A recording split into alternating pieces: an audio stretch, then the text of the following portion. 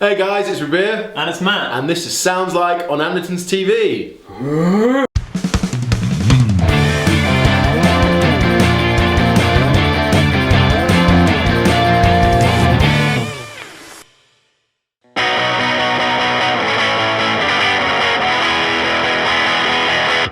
So today on Sounds Like, once again, we are here in the expensive room of Joy. But today we're going to be trying to sound like Kings of Leon. Kings of Leon. Yes. They're a main name in the, I would say, they came out in the vintage indie rock movement, but they've changed their vibe since. Two guitarists, incidentally cousins, and I think there's Caleb Followill and Matthew Followill. Yes, so I'm going to be Matthew Followill. And I'm going to be Caleb. So me and Matt are swapping names. But anyway, the point is that it's a two guitar band, and what's quite nice about this band is the gear is relatively straightforward.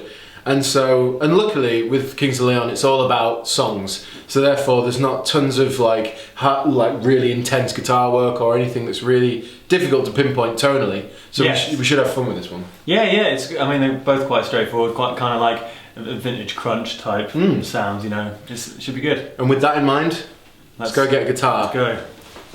Matthew Followill is more the lead guy, so should we go with him first? Yep. And then we'll address a bit of Caleb. I know that he plays a lot of sort of semi-hollow bodies and hollow body guitars, so I would suggest we go straight to Epiphone and see what they have. Oh, 60 quid. 60 quid? Less than that. How do I look? Sorry, I'm totally disrupting your workflow. It's fine. How do I look? Really good. Just like the guy from Kings of Leon. Is it good? Cool. Well, I know that there is a Gibson, it's the hollow body, it's a newish model, isn't it? It's a 317, I think. Yeah. But which is rather new model, it's kind of got a distinctive kind of like pointy bottom horn. Yeah. And I've also seen a Sheraton. Yeah. I've seen him play a Sheraton as well. Yeah. And the problem is that I don't know if Andertons actually have the 317. The 317 they don't, no. But we could go a halfway house. Yeah, Emperor too. We could try that. So essentially we're thinking something along the lines of something a bit more full-bodied. Because it's either a massive hollow body or something smaller like the Sheraton, like a 335 type of body. So more thin line, yeah. Well, I think the Caleb guitar will be along those lines. Okay. More 335 kind of. So why don't we go with it? Why don't we try a bigger hollow body guitar? So something along these. I'm going to look at this orange one. It's nice. You got it? Yeah. Oh wow! Check that out. That's beautiful. Oh. So that has got a trem on it. This is the Epiphone Emperor Swingster in translucent sunrise orange. We've got Bigsby, and these look like TV Jones pickups, but they're not. I believe these are just Epiphone own Swingster style pickups, and it's a huge bodied hollow body. So maybe we just, I don't know, for $4.99. Is that how much it is? Yeah. It's a nice amount of guitar, and I think it might strike the balance right in the middle of what I'm trying to find in a guitar. So, yeah. What do you think? To be honest, I like it. It's nice and reminiscent. Let's do it. Next up, we're going to try and sound like Caleb Followill. He plays a 972 ES325, which would probably cost a lot of money. Yeah, and obviously it's old. So we can't get one of them. And they don't do an Epiphone 325 here, so we're thinking something a bit more with a thin line body, semi-hollow, and we have a selection to choose from, which is good. 325 is fairly similar to 335. I mean, they all kind of are fairly similar in terms of the construction, but it's double humbuckers, so I'm thinking if I choose something semi-hollow and double humbucking, I might get close. Awesome. So this is an Epiphone Sheraton. I have no idea how much it is, but I'm going to guess between £400 and £500, or maybe even £3 and £5. Yeah. Just to keep it nice and simple. But yeah, got the Pro Buckers in them. Yeah, so they should sound good. Double humbuckers, semi-hollow construction, and you can always tell it's a Sheraton by the big, nice pearly inlay on the headstock. But and I think as well, authenticity-wise, with what we're trying to do, sounds-wise, I think we're getting close anyway because. Oh, totally! It should get us definitely in the ballpark, if not there. In the ballpark. Okay. So Matthew Followill uses the Ampeg Reverber Rocket, which we can't get in Andertons. and it's a vintage amp. It's a hand-wired vintage amp made in the US, so it's obviously a pretty penny as well. So I mean, by the way it looks and a couple of the sound clips I got on the internet, out of the stuff in Andertons, I think the best, most safest option of getting a sound like accuracy would be sort of a Fender, maybe a Hot Rod Deluxe, something along those lines, maybe a Princeton, depending on the price point. So we've got the Fender Blues Junior tweed combo, and it's £480. Yeah. And it's got a Jensen speaker in it, which is awesome, because Jensen speakers are very good, particularly the C30. This could be good. How many pedals do you think you need? Well, Matthew Followill uses a lot of the does all the like nice chimey stuff, so reverb, delay, maybe. Yeah, and that's because there's a bit more lead. Yeah, so the new stuff's quite airy. And they both use a MXR micro amp. So I only need 3 pedals. Yeah. On top of my you should be. How much is this? 480. Well, yeah, you should be able to afford that. There's the Hot Rods. How much is the tweed? This one here? This one. Oh, it's 1,200. It's too much money. That's too much. There's these. These are about 600 now. The Hot Rod Deluxe. Yeah, 670, around that kind of price point. Well, these are all very specific ones. All right, cool. Well, what do you think? Do I go tweed? Do I go Blues Junior tweed, or do I go Hot Rod Deluxe? We always use a Hot Rod Deluxe because it's a great amp for the money, but do we try something different, or do we go with the safe option? Well, it's not going to be too far, is it? Too far off. Yeah, let's go Blues Junior. So, Caleb Followill, he did play a matchless DC30, I think. Which are ridiculous. For a bit. They're amazing, but expensive. Yeah, very expensive. So way out of budget. And then apparently a Vox AC30 and an AC15. And I think an AC15 was what he started with, and now plays again. So I reckon over there might be some AC15s. But one of them has an Alnica Blue, and one of them has a greenback, I believe. Yeah. So Alnica Blue is theoretically a more vintage tone. Well, that would be up the street, wouldn't it, for that? Yeah. Because he has that very vintage crunch thing going on. Okay. Yeah, I mean, I would say if we're going vintage because they have that sort of sound about them, yeah, probably Alnica Blue if we can. Well, that's £720, and my guitar is actually $539, which comes in about £12.60. So that only leaves me £250 for pedals, which I reckon for Caleb Followill is doable. So I know what I'm getting. You do? I want a reverb, I want a delay, and I want an MXR micro amp. We both want an MXR micro amp. Yeah, we do. I also need. He uses an MXR Dynacomp as well. Caleb does, and also a full tone. Full tone MOSFET. Full tone MOSFET. Oh yeah, inbuilt reverb should be fine for me. So I'll probably just go with a micro amp and that distortion pedal. Sounds great. Should we get Let's look for some pedals. Well, there's a new cabinet of pedals right here. Yeah, this is. I need a micro amp, I need a delay and a reverb. So What kind of I thing? mean, basically just about £20–30 shy of £1,000 right now. Which is really good. So you've got loads of money to play with. £500. So I'm going to get the MXR micro amp, so that's one, and I'm going to go with. I'm going to get a carbon copy. Yeah. Because they're really good. And I'm going to get the Boss RV6. Okay. Because it's a great quality reverb pedal, and because the reverb pedals that Matthew Followill uses aren't like a very specific, like, I mean, one of them's quite a cheap pedal. They actually, they use the, I think it's the ME50.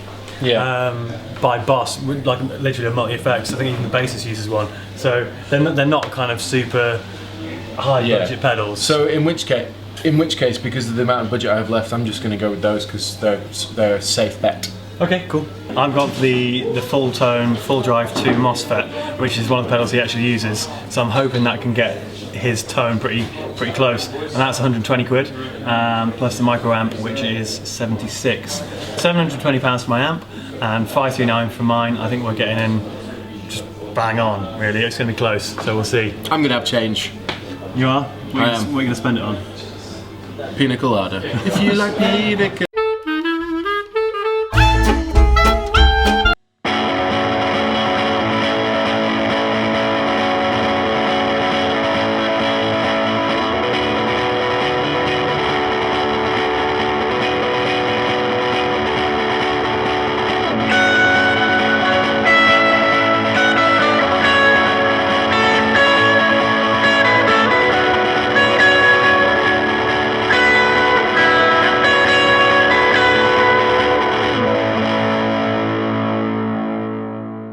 We're back in the video room. We certainly are, Matthew. Yes, in our quest to sound like Kings of Leon. We are indeed. And it's been pretty fun, mainly because it's a nice straightforward rig setup for the both of us, and the songs, as I said before, were about the songs, not about super uber technical parts, so it's nice to just get sounds like where you just get to have fun with it. It is also worth noting at this point that when we work out these songs to play in the Sounds Like series, we work them out by ear literally before we press record on the cameras.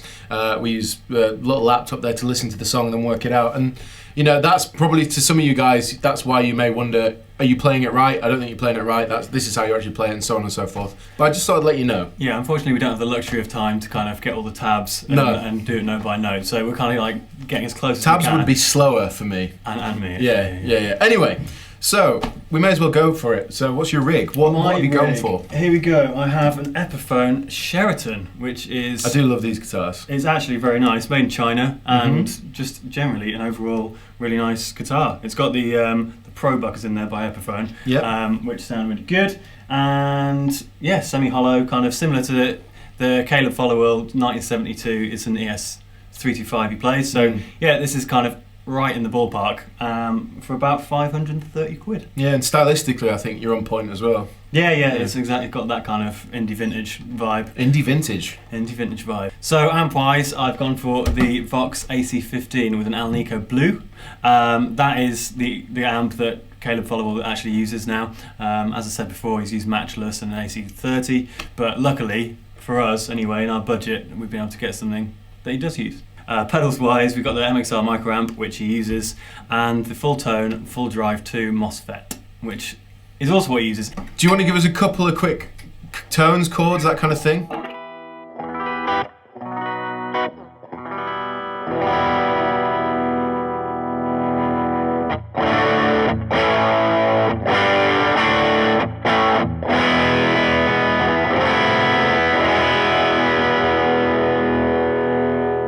That sounds so good. It's a really, really nice sounding It's rig. rich, and it's just got, for me that sounds like British, like saturation. Yeah. Do you know what I mean? Yeah, it's just really, really warm and full, and hopefully that comes across.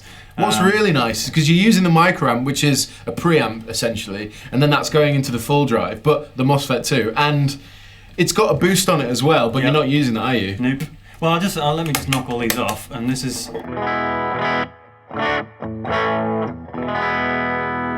So it's a nice clean sound. There's a bit of spank in the amp already. Yeah. And then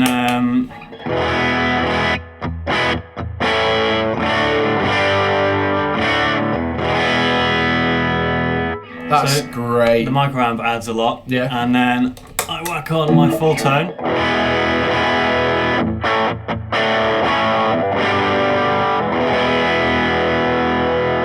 That really like sort of chunks up the mid-range. Yeah. Gives it more of a crunch. But what's nice is it keeps the top end spanky, which is good.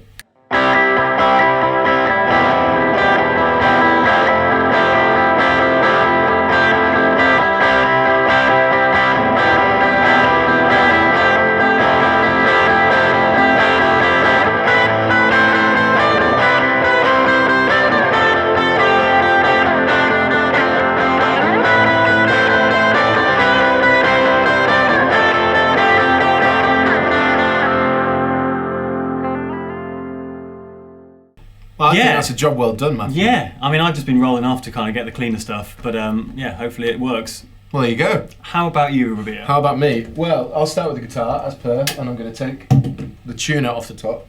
So I am playing Swingster. This is basically a big chunky hollow body with a big Bigsby, and these are Swingster pickups, but they look and sound a little bit TV Jones, kind of. They've got that brightness about them. And also what's really cool about this is the electronics. Essentially you've got a coil split, coil tap, all that kind of stuff. But to be honest, I've been using it most of the time split. So, and then I'm running straight into the Fender Blues Junior. It's the little Blues Junior, which it doesn't need an introduction. It's a fantastic amp. It's been around for a long time and it's great for the money. And then in front, I've got a reverb, the Boss RV6, which is the most recent reverb pedal Boss have brought out. Got the MXR carbon copy, and I've got the MXR micro amp, same as Matt. And? Because they've got a similar tone between them, haven't they? Yeah, they do. Guitarists. Yours is a bit less chunky. It's a bit more bright, but I guess that's for all the lead stuff. It's worked quite well. So if I show you what the guitar sounds like just in straight to the amp.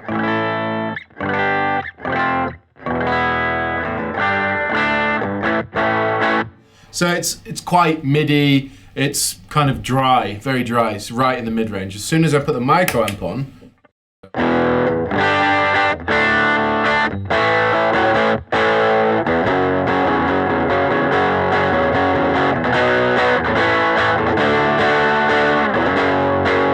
so nice, isn't it? Yeah, it's thick, which is what you want. And then the Boss RV6, which I got on a Hall setting.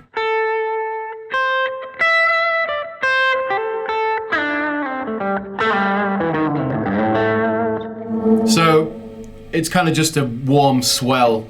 Obviously there's no effects loop on the Blues Junior, so this is all going through the front, which is why the mic ramp's on the end.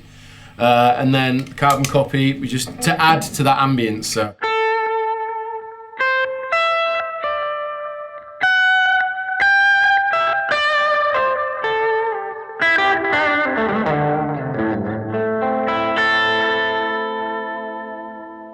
It's lovely. It's very, very nice. Lovely. And it does just exactly what we need it to do, which is those little lead lines that you hear throughout some of the tunes, you know.